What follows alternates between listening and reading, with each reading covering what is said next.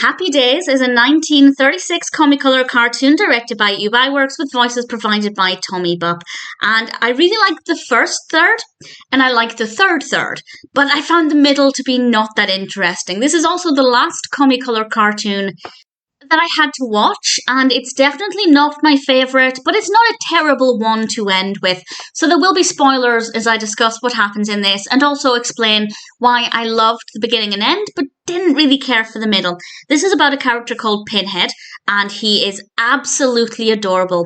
And he approaches some other boys. He has his fishing rod. The other boys say, "We don't have any worms, go away. Basically, we don't want to play with you." But then Pinhead manages to get a whole bunch of worms in a pretty interesting way. And obviously the boys who want to go fishing as well are suddenly really interested in spending time with Pinhead and his worms. And then they come across a car, and we have some scenes in this car, and initially I found them to be really boring. And that is about a whole third of the cartoon where they're in this car, and I just found not a lot happened, and it wasn't very interesting, and the characters themselves weren't that interesting. But then something happens with the car, and as I said, these are spoilers. They begin to inflate the tires, but they inflate them so much that the car ends up floating in the sky. And from that point, I thought, yeah, you've restored it. It's interesting again. This is really fascinating. Visually, it looks great. The boys interacting with each other is really great. So it definitely regained my appreciation for it. So the beginning, really solid. The ending, really great.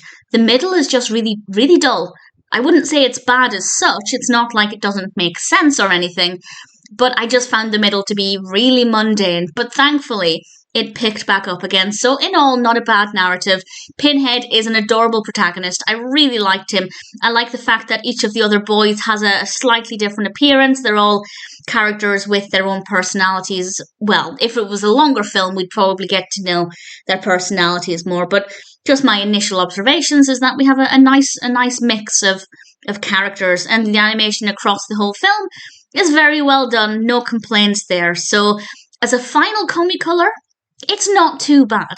It's not my favourite, but it's not the worst.